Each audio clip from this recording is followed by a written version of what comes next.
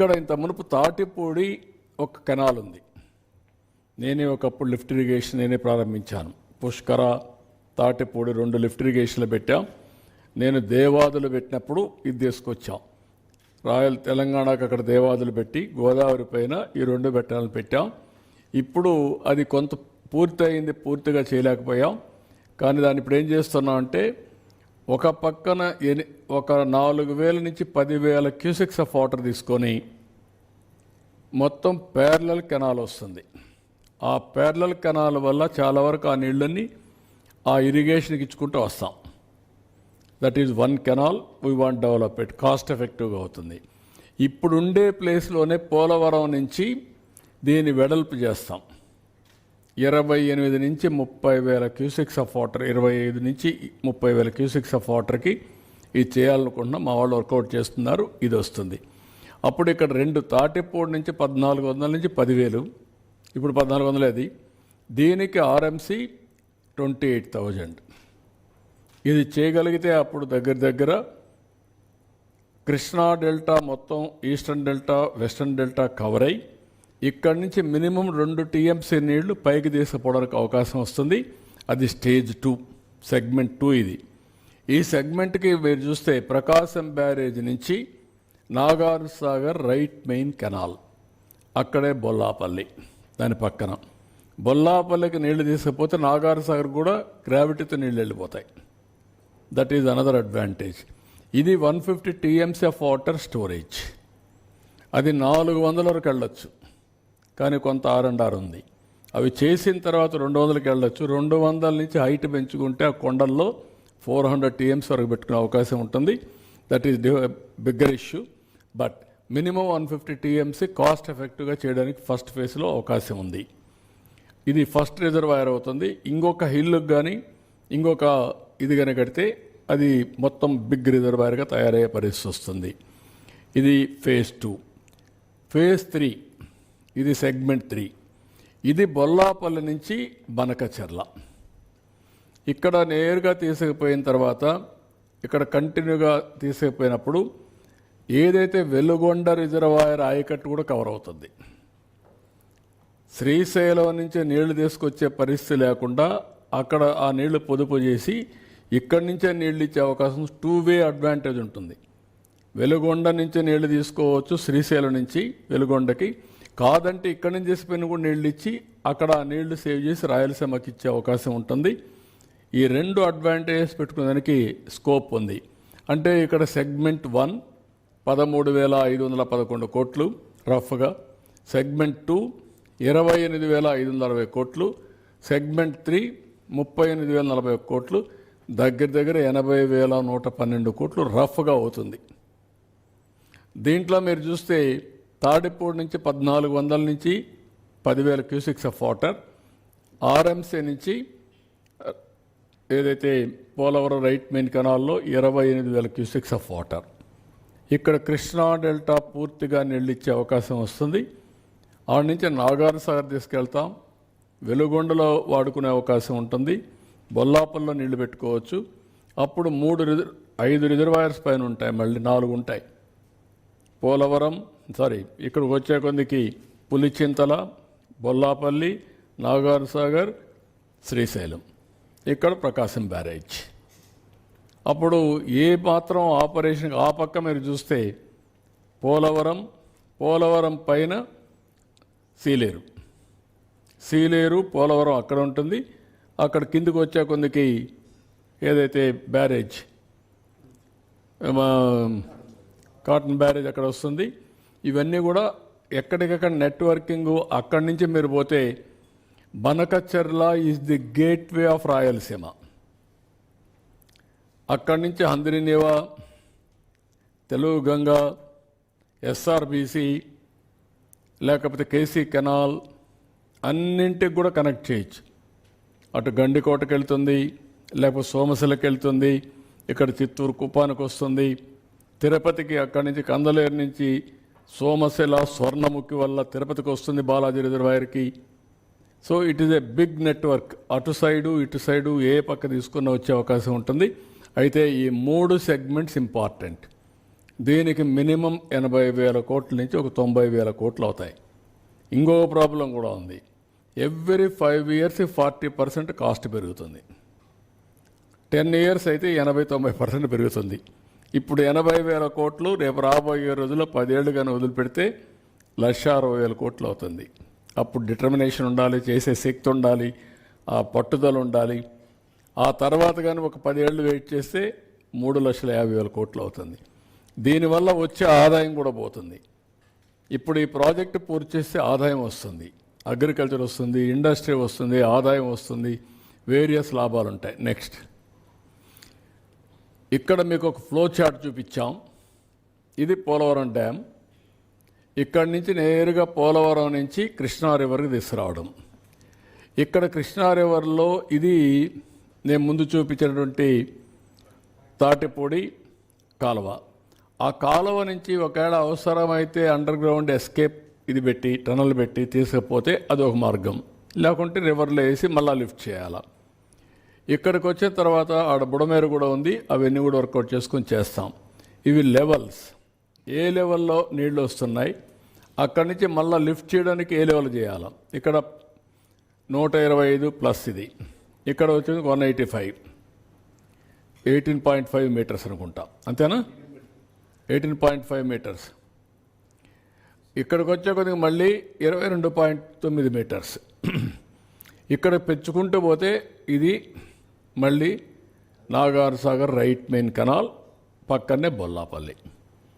ఆ కాలువలో వేసిన తర్వాత అక్కడి నుంచి లిఫ్ట్ చేయాలి. లిఫ్ట్ చేస్తే నేరుగా బొల్లాపల్లికి వెళ్తుంది. సో దీనికి ఇక్కడ ప్లస్ 45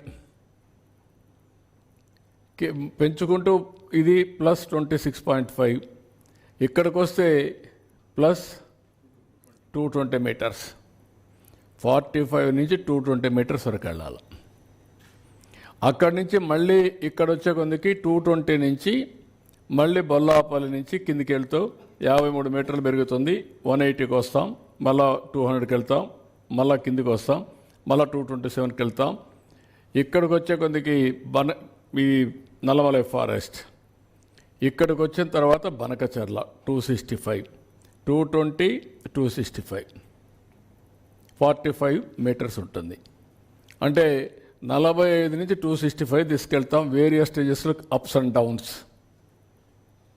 అప్పుడు 220 మీటర్స్ కానీ మనం తీసుకుపోగలిగితే ఈ నీళ్లు బనకచర్లకు చేరుతాయి. వేరియస్ గ్రావిటీ లెవెల్స్ ఉంటాయి, పైకి కిందికి, అవన్నీ మీరు చూశారు.